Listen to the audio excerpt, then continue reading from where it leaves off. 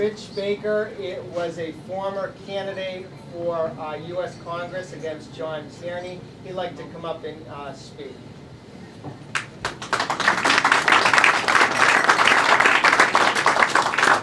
Thank you, Larry. One person I want to recognize, since I'm chair of West Newbury, is Glenn Kemper's back here, selectman from West Newbury. Are you chair of the chairman of the West Newbury Selectmen? Do you all remember the old Amco ad?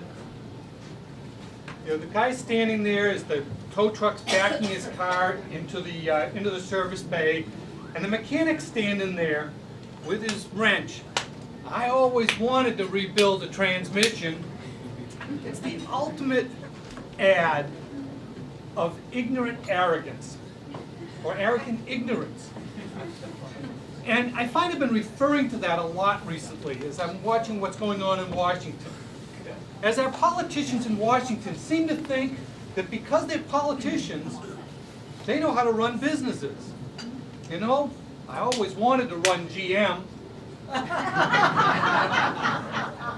But history has shown us time and time again examples where politicians do a very poor job of running businesses.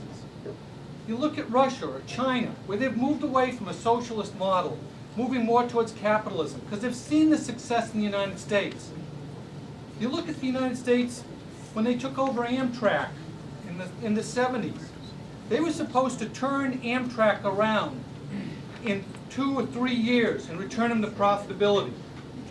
They're still owned by the U.S. government and still just as much a mess as they were in the 70s. Now look at the post office, another socialized part of the U.S. economy, losing $2–3 billion this year.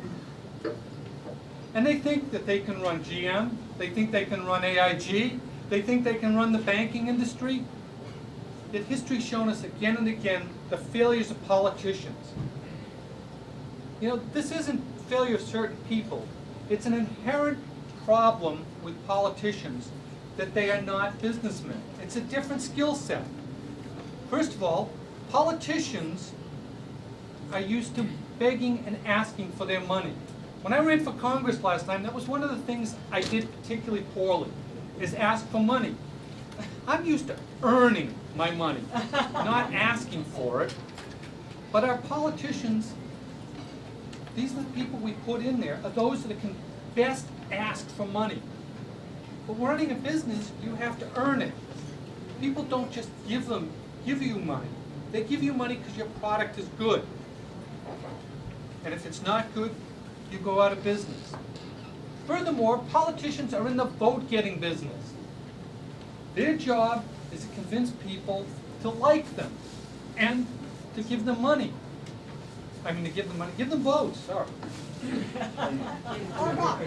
Or both, yeah. As a result, they do not make the tough decisions. If you're running a business and you're losing money, you lay people off. If you're running a large company, you may have to lay off 20, 30, 40,000 people in order to stay in business, in order to save the company, to save the rest of the jobs. A politician looks at that decision and says, that's 20 or 30,000 votes I'm not getting. Plus their spouses, okay, now it's 60,000. Plus the extended family, now it's 80, 90,000 votes. Forget it. They're not going to make the tough decisions. In business, you're not in business to be popular. You're in business to have your products be popular. It's a different mindset. As a politician, you want headlines, again, to get those votes. What's the current quote? Never let a good crisis go by. And you're running business, you don't want crises. Crisis means something's wrong with your product. As a politician, okay, you've got a quality problem, the factory blows up.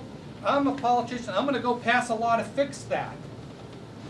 That's not the mindset you want running your businesses, running the main part of the American economy. Politicians also focus on their own voters. Say you have a Senate Banking Commission. The head of the Senate Banking Commission is going to make sure that the banking business in his district is supported because those are his voters. Even though it may make perfect sense to support the bankers in Boston and in New York, or on the West Coast, because they're closer to all our money in China.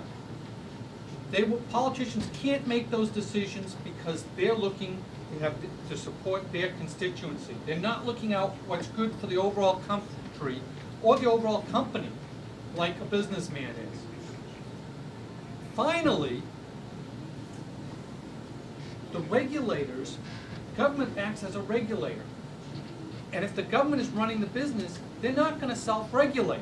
If you look at Enron, things went wrong, people took money, did things they shouldn't do. The government regulators went in, shut them down. Yet, if you look at Medicare, the estimates are that 30% of Medicare goes to fraud. Where's the government? Who's monitoring that? Who is regulating those expenses? There's no government to do it because the government's they're running the business. So politicians inherently make bad businessmen. And our current strategy of socializing companies is going in exactly the wrong direction. Rather than running business like governments, we want to set this country where we run our government like a business, where we have people in there.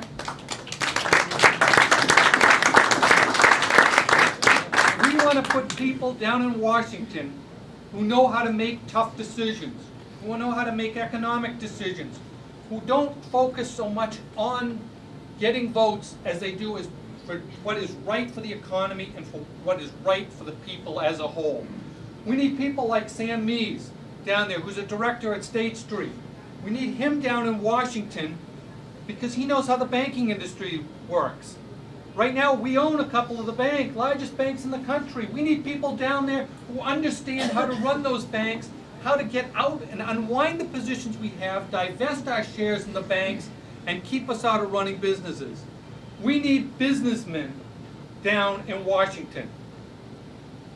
Next election, you're only going to be able to vote for congressmen. In this area, you vote for the 6th Congressional District. It's going to be John Turney or hopefully a businessman, either me or a couple other people have expressed interest, all from the business background. We need your support. Sam needs your support to help us send businessmen down to Washington. Thank you.